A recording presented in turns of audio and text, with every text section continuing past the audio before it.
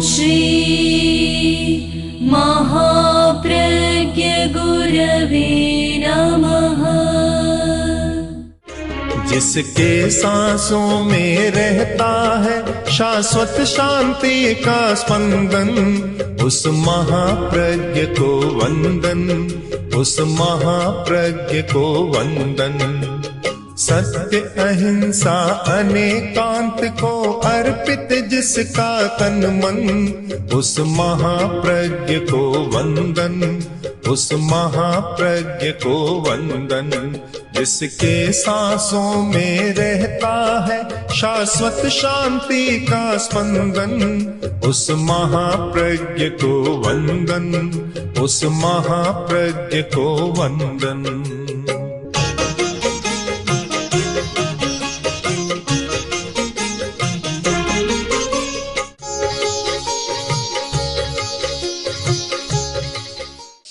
एक आदमी बहुत कंजूस था और हृदय का रोग हो गया, ऑपरेशन कराया, ऑपरेशन अच्छा हो गया।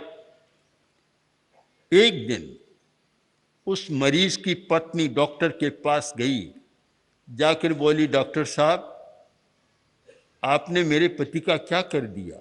उन्होंने कहा बहुत अच्छा ऑपरेशन किया मैंने। कि ठीक है? कहा बिल्कुल ठीक है। आपको ठीक है, मेरा ठीक नहीं है। क्या हुआ?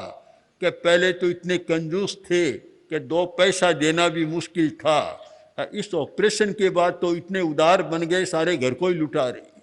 ये क्या कर दिया आपने?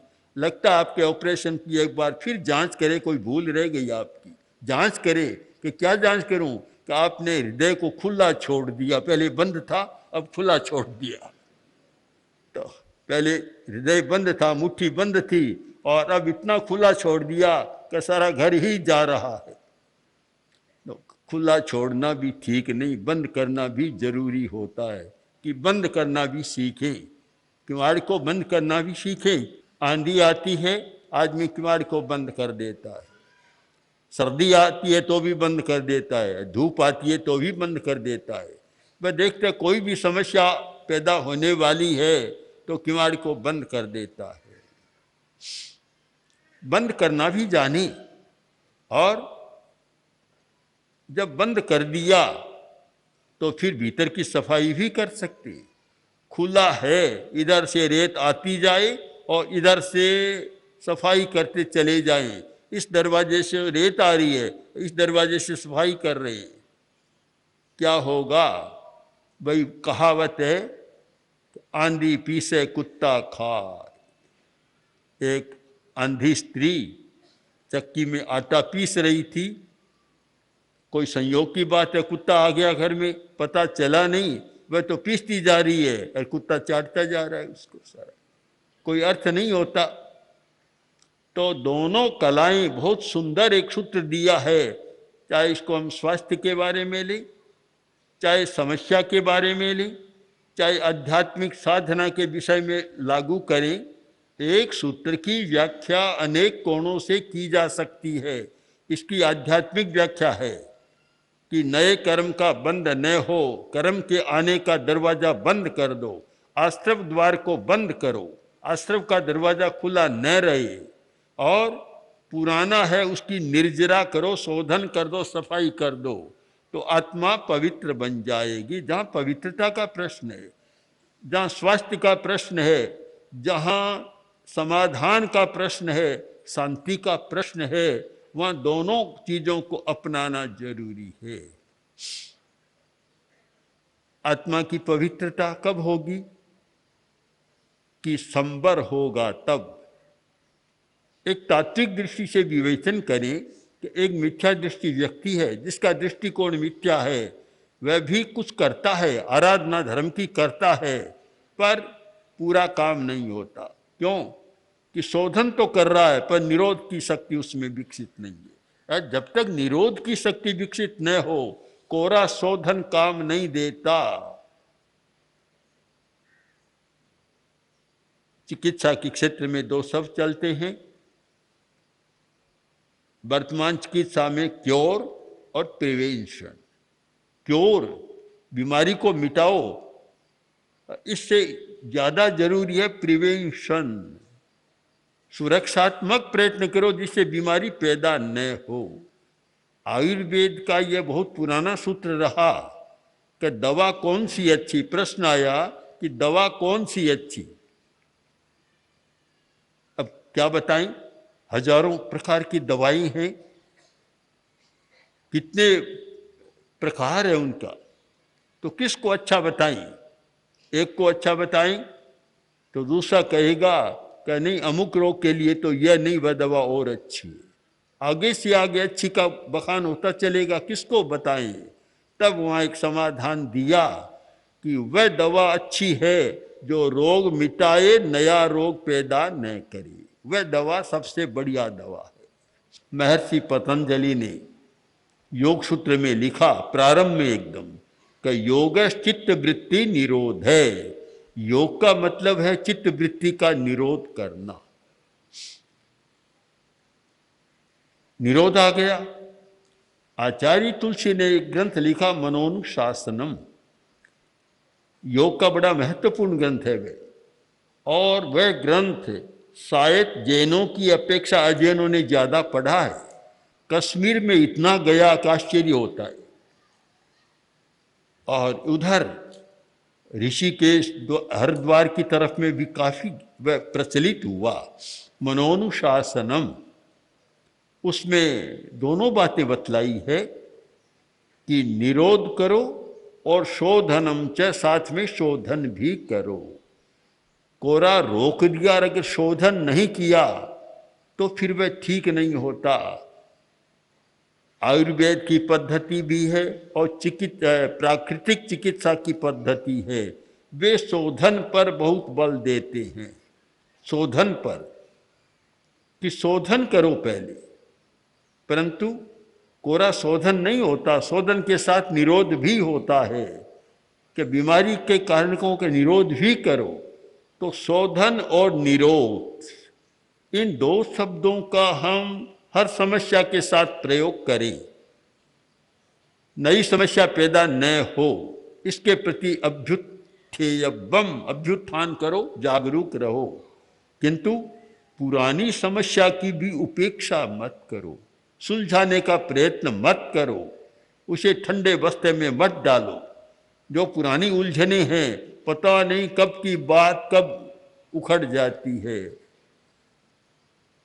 कब का दोष कब सामने आ जाता है। इसलिए शोधन करना बहुत जरूरी है, उसकी उपेक्षा करना ठीक नहीं है।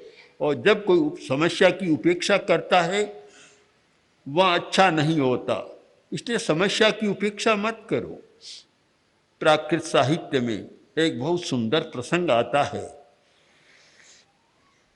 कि एक गांव, वो गांव के पास बहुत बड़ा तालाब था, सारी सुविधाएं, पानी पीने की, स्नान की, धोने की, सब सुविधाएं उस तालाब से होती थी। विशाल तालाब था।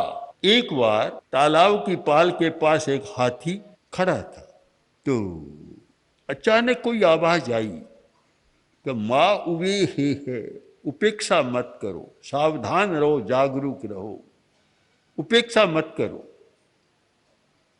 सुन ली, फिर देखा तो हाथी बैठ गया है, सुस्ता रहा है, थोड़ी नींद से ले रहा है।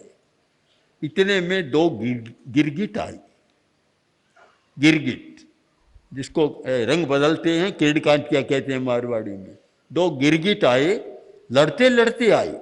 अब लड़ रहे थे और लड़ाई में कोई विवेक तो रहता नहीं, मनुष्य में भी नहीं रहता, तो पशु का आवेश तो और ज्यादा प्रबल होता है। आवेश में पशु कम नहीं है। जब भैंसे का आवेश, सिंह का आवेश या घोड़े का आवेश, जब आवेश होता है उस समय कुछ कहा नहीं जा सकता। मुर्गे लड़ते हैं तो उनका भी आवेश बड़ा प्रबल होता है, लड़ाई में बड़े तेज होते हैं। मेंढक की लड़ाई भी बड़ी तेज होती है, आवेश होता है सब में, और आवेश के बिना कभी लड़ाई होती नहीं। लड़ाई का मुख्य कारण है आवेश। अगर एक आवेश न हो तो शायद शब्दकोश से लड़ाई शब्द भी उठ जाए। ये सारा आवेश के कारण ही होता है। जितनी लड़ाई, जितना कलह किसी बात के आधार पर नहीं होता, बात तो वो छोटी होती है। आवेश प्रबल होता है तब लड़ाई शुरू हो जाती है, झगड़ा शुरू होता है। आवेश शांत होता है तब सोचता है कि एक छोटी सी बात पर इतना हमने क्यों किया, फिर पश्चाताप भी होता है। तो आवेश से होता है। तो दोनों ही इतने आवेश में थे, बहुत तेज लड़ाई लड़ रहे थे। अब लड़ते लड़ते संयोग की बात, हाथी बैठा था और हाथी का नाक तो पूरा बिल से बड़ा था। उन्होंने सोचा कोई बिल है, दोनों घुस गए। अब हाथी के नाक में घुस गए और वहां लड़ाई चालू है। अब हाथी की इतनी खुजलाहट हुई, हाथी उठा और अब खुजलाहट को मिटाने के लिए पेड़ के सिर लगाया, टक्कर मारी तो पेड़ गिर गया। अब क्या करे, तब पाल थी तालाब की, टक्कर मारनी शुरू की। उधर वह आवाज आ रही, उपेक्षा मत करो, उपेक्षा मत करो। गांव वालों ने कोई ध्यान ही नहीं दिया कि आवाज कहाँ से आ रही है, कौन कह रहा है उपेक्षा मत करो। ध्यान नहीं दिया, उपेक्षा करते रहे। परिणाम यह हुआ कि हाथी उस भारी खुजलाहट के कारण तालाब की पाल के पास गया और बार बार सिर से टक्कर मारी। और हाथी के सिर की टक्कर बड़ी जबरदस्त होती है। पुराने जमाने में जब गढ़ कोट किला होते थे और वे दरवाजे और जहाँ लोग के इतने बड़े बड़े किले होते थे, हाथी के सिर की टक्कर होती तो दरवाजों को भी तोड़ देते, किलों को भी इधर उधर कर देते। बहुत शक्तिशाली प्राणी है। तो वह टक्कर इतनी तेज थी कि तालाब की पाल फूट गई, पानी निकला और इतना पानी निकला कि बाढ़ आ गई और गांव भी बह गया, डूब गया पानी। उपेक्षा मत करो, जागरूक रहो। अभुट्ठे अब्बम, समस्या पुरानी है, उसकी उपेक्षा मत करो, उसे सुलझाने का प्रयत्न करो। समस्या कोई रहे नहीं, कांटा कोई भीतर रहे नहीं। भीतर रहता है तो वह कुछ न कुछ समस्या पैदा करता रहा है। अच्छा है कि कांटे को निकाल देना चाहिए। तो दोनों बातें हमारे सामने है कि नए का निरोध और पुराने का शोधन।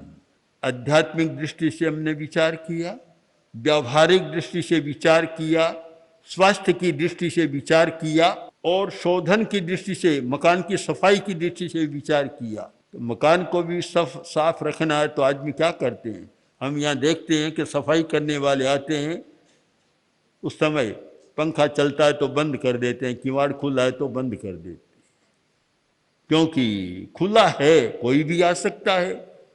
खुलावट न रहे, यह संवर शब्द साधना के क्षेत्र में इतना महत्वपूर्ण है कि खुलावट न रहे। खुले में कोई भी आ सकता है, घर का दरवाजा खुला है, आदमी भी आ सकता है,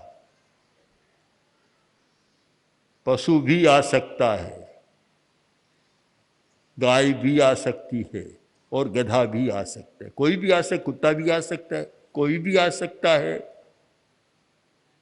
प्राय हमने देखा कि बड़ी बड़ी संस्थाओं के बाहर और बड़े लोगों के घरों के बाहर यह लिखा हुआ रहता, प्रवेश निषेध, प्रवेश निषेध। भला आदमी तो नहीं जाएगा, पर क्या चोर के लिए भी प्रवेश निषेध है क्या? वो क्या डाकू के लिए भी प्रवेश निषेध है क्या? क्या एक हिंसक के लिए भी प्रवेश निषेध है क्या? वह तो नहीं मानता इस वाक्य को, केवल लिख दिया प्रवेश निषेध। अच्छा सज्जन आदमी तो मान लेगा, वह भीतर नहीं जाएगा, किंतु सब लोग तो नहीं मानेंगे। निषेध की भी एक प्रक्रिया होती है, निरोध की भी एक प्रक्रिया है कि हम निरोध कैसे करें। शोधन की भी अपनी प्रक्रिया है कि हम शोधन कैसे करें। जब तक हम प्रक्रिया को नहीं जानते तब तक केवल शब्द मात्र से और केवल लिपि मात्र से न निरोध होता न शोधन होता। उस प्रक्रिया को समझना जरूरी है कि निरोध की प्रक्रिया क्या है।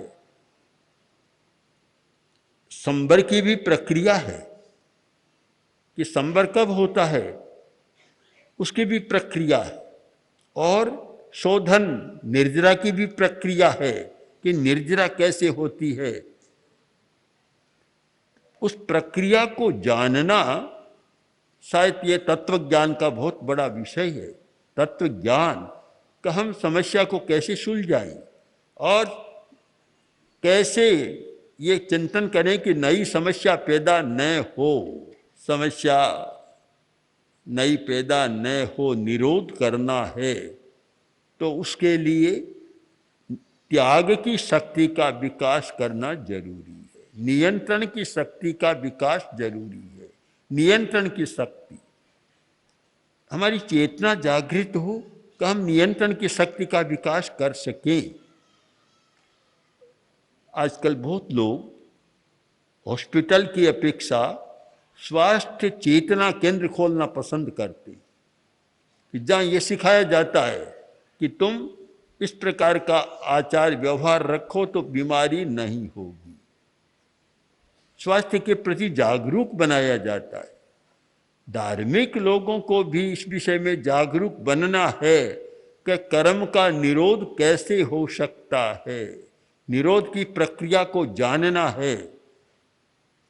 और उसके लिए मैं मानता हूं कि निरोध की प्रक्रिया और शोधन की प्रक्रिया दोनों में जिसका उपयोग हो सकता है वह है कायोत्सर्ग।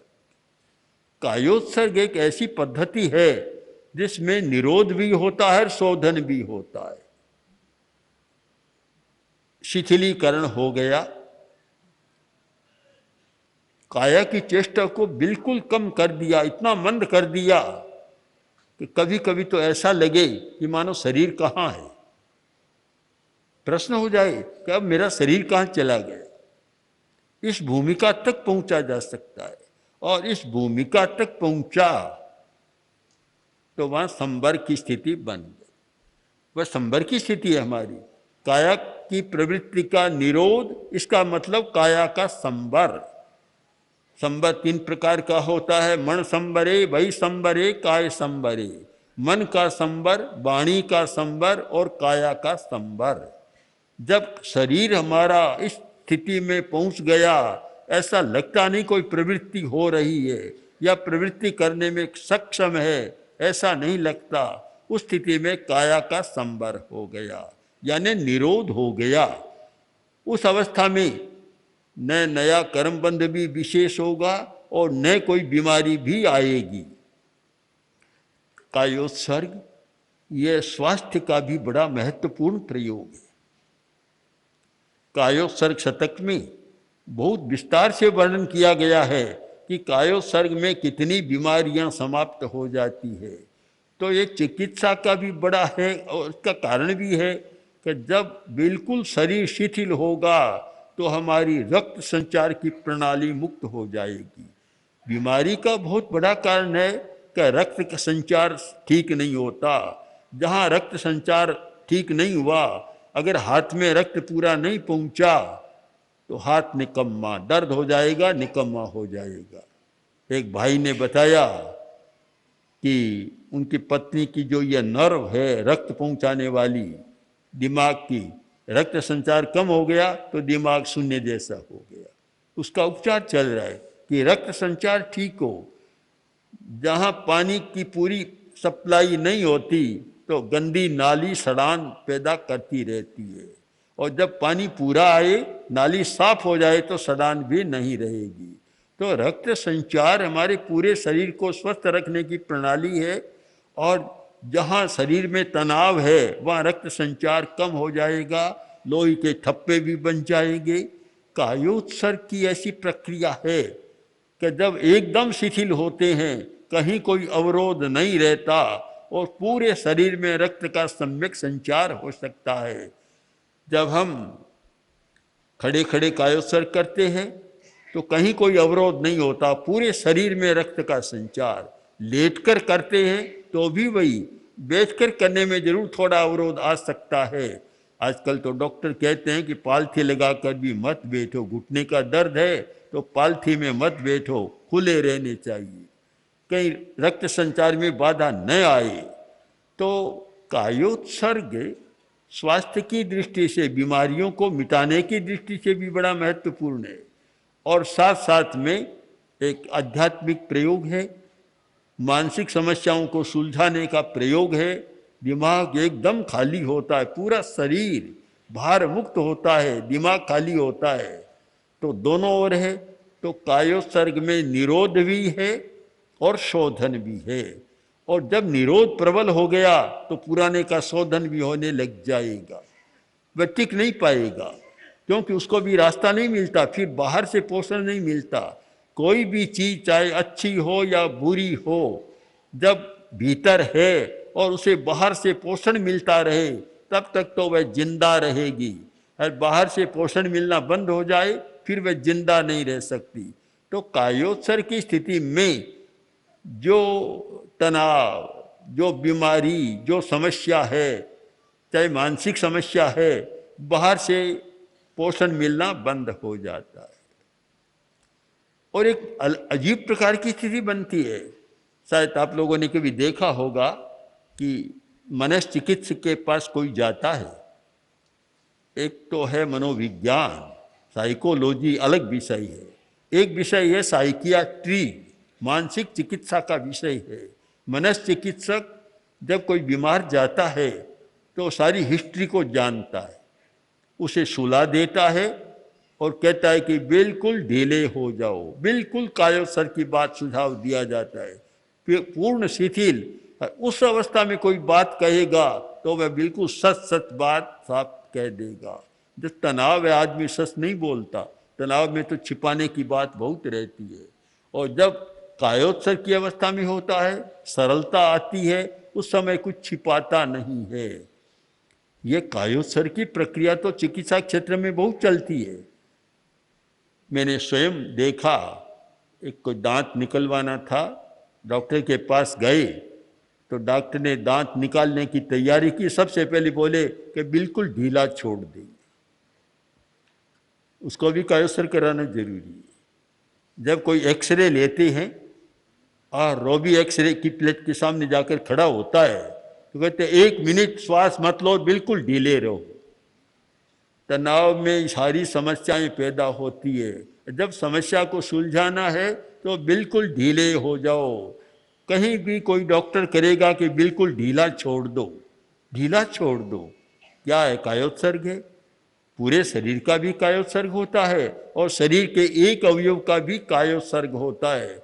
मैं तो ये मानता हूँ जो कायोत्सर्ग करना नहीं जानता वह स्वस्थ रहना भी नहीं जानता। आदमी स्वस्थ कैसे रहे, बीमारी से कैसे बचे?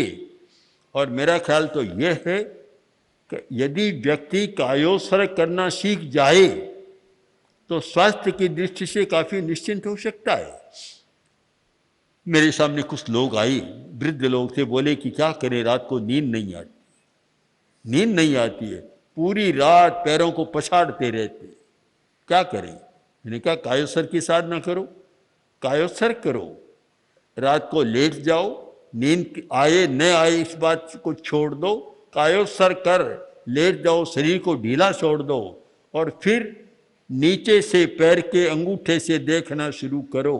एक एक अवयव को देखते देखते सिर तक आ जाओ और फिर सिर से देखना शुरू करो, पैर तक आ जाओ। यह प्रक्रिया चलाओ, नींद भी आ जाएगी और न आए तो भी नींद का काम हो जाएगा, भारीपन नहीं रहेगा, हल्के बन जाओगे। फिर स्वास्थ्य की दृष्टि से देखें तो बीमारी का निरोध कैसे होता है और पुरानी बीमारी का शोधन या रेचन कैसे होता है। मानसिक समस्या है, उसका निरोध कैसे होता है और उसका रेचन कैसे होता है। ये पूरी प्रक्रिया इतना महत्वपूर्ण सूत्र है तो आप जीवन के व्यवहार में हर जगह लागू कर सकते हैं। दोनों दृष्टियों से सोचे कि मुझे निरोध भी करना है और शोधन भी करना है। अकेली प्रक्रिया काम नहीं देगी, केवल निरोध भी काम नहीं देगा, केवल शोधन भी काम नहीं देगा। जहाँ निरोध और शोधन दोनों एक साथ होते हैं वहाँ एक समस्या का बहुत सुंदर समाधान होता है। ओम आर ओम श्री महाप्रज्ञ गुरवे नमः। गुरवे नमः, गुरवे नमः। ओम श्री महाप्रज्ञ गुरवे नमः। ओम श्री महाप्रज्ञ गुरवे नमः। ओम श्री महाप्रज्ञ गुरवे